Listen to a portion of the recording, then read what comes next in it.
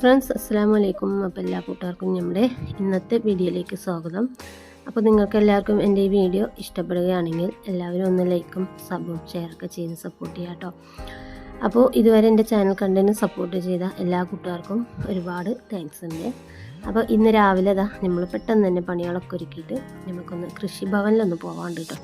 അപ്പോൾ അവിടെ നല്ല റെഡ് ലേഡി പപ്പായതായി വന്നിട്ടുള്ള വിവരം അറിഞ്ഞിട്ടുണ്ട്. അപ്പോൾ എന്തായാലും നമുക്ക് കുറേ ദിവസമായി ഞാനതിന് ഇവിടെ കൃഷി സ്ഥലങ്ങളിലൊക്കെ ഞാൻ അന്വേഷിച്ചിട്ട് അപ്പോൾ എത്തിയിട്ടില്ല എന്നൊക്കെ പറഞ്ഞപ്പോൾ പിന്നെ അങ്ങനെ നമ്മൾ കൃഷിഭവനിൽ വന്നിട്ടുണ്ട് കേട്ടോ. അങ്ങനെ രാവിലെ പുട്ട് ഉണ്ടാക്കുന്നുണ്ട്, പിന്നെ ചോറ് അവിടെ റെഡി ആയിട്ടുണ്ട്. ഇനിയിപ്പോൾ മീൻ പൊരിക്കാൻ വെച്ചിട്ടുണ്ട്, പിന്നെ ഉപ്പേരിക്ക് കുറച്ച് കാബേജ് കേട്ടോ, കാബേജ് ഇരിക്കണം. പിന്നെ കറിയൊക്കെ ഞാൻ വന്നിട്ട് വെക്കണുള്ളൂ.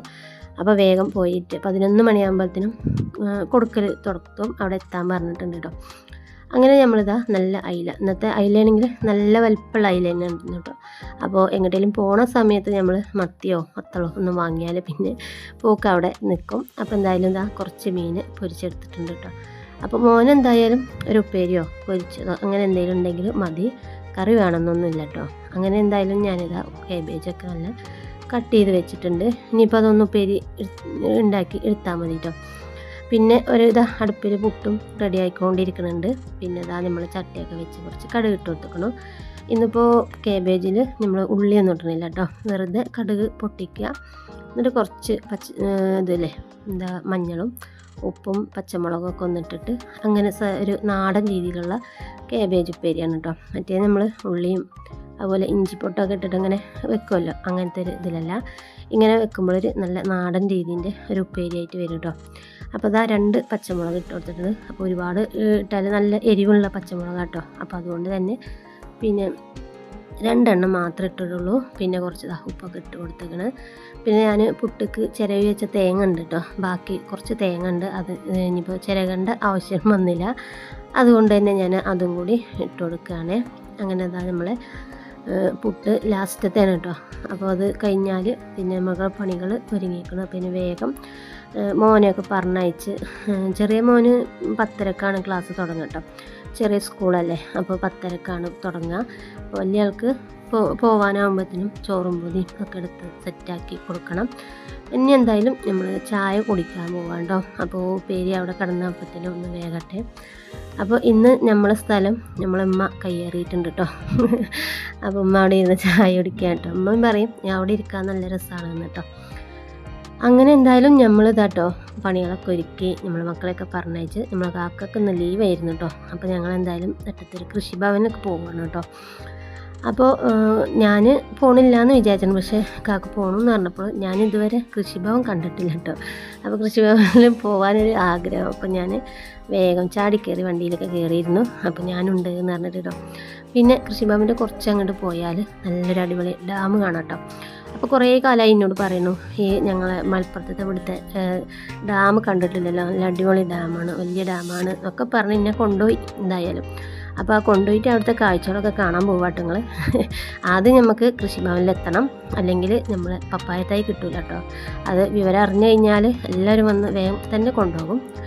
അങ്ങനെ നമ്മൾ കൃഷിഭവനിലെത്തി. അപ്പോൾ അവിടെ എന്തോ നല്ല സമയം തന്നെ എത്തിയത്, കുറേ ആളുണ്ടായിരുന്നു. അപ്പോൾ അതുപോലെ തന്നെ നമ്മളെ ഈ ചെന്തെങ്ങ് ഉണ്ടല്ലോ, അതിൻ്റെയാണ് കേട്ടോ. അങ്ങനെ ഞങ്ങൾക്ക് 2 ആൾക്കും കൂടി ഓരോ തൈ കിട്ടി കേട്ടോ.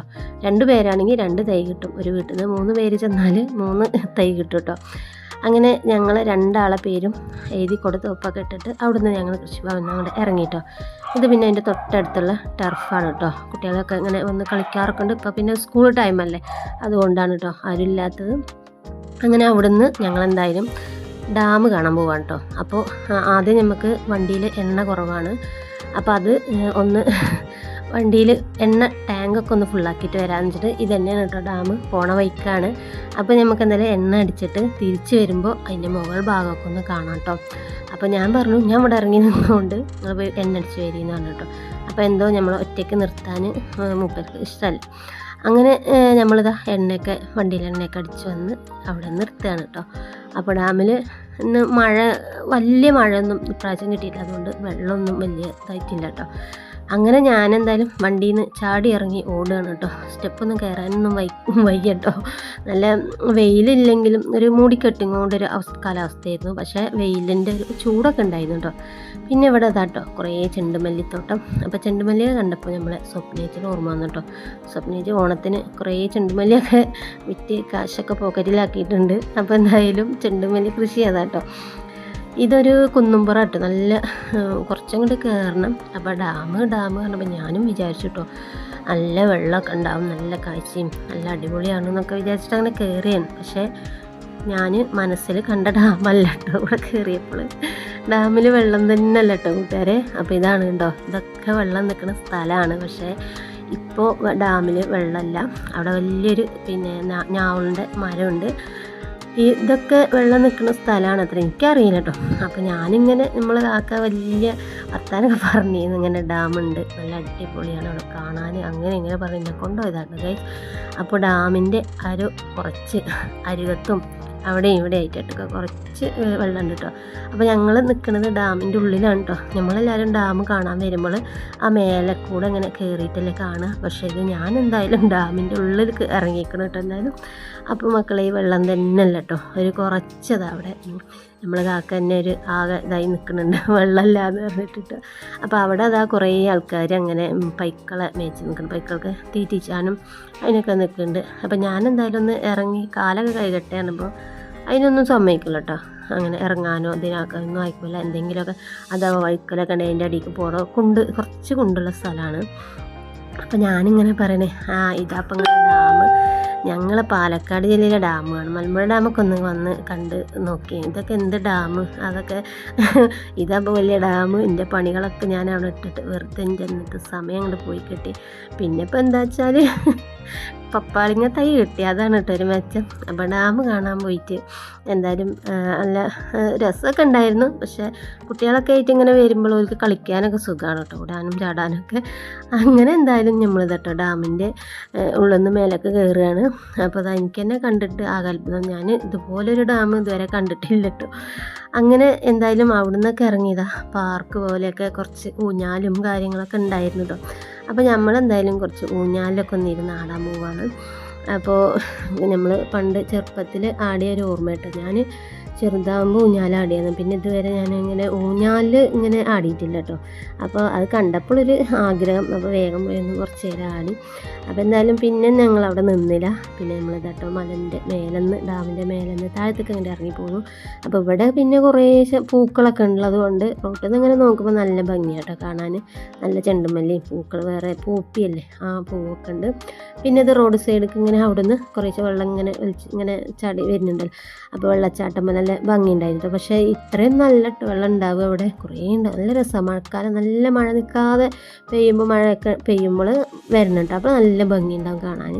പിന്നെ അവിടെ ഇറങ്ങിയിട്ട് കുറച്ച് ഫോട്ടോസൊക്കെ എടുത്ത് അങ്ങനെ വരുന്ന വഴിക്കുക ഡാം കാണാൻ പോയിട്ട് ആകെ ക്ഷീണിച്ചിരിക്കണം കേട്ടോ.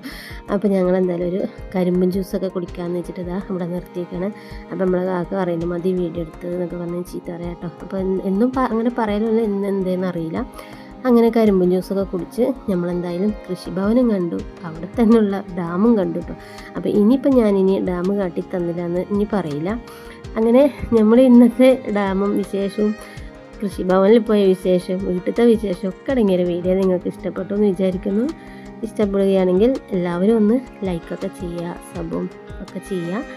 അപ്പോൾ വീണ്ടും നല്ലൊരു വീഡിയോ ആയിട്ട് നമുക്ക് വീണ്ടും കാണാം. Okay, by.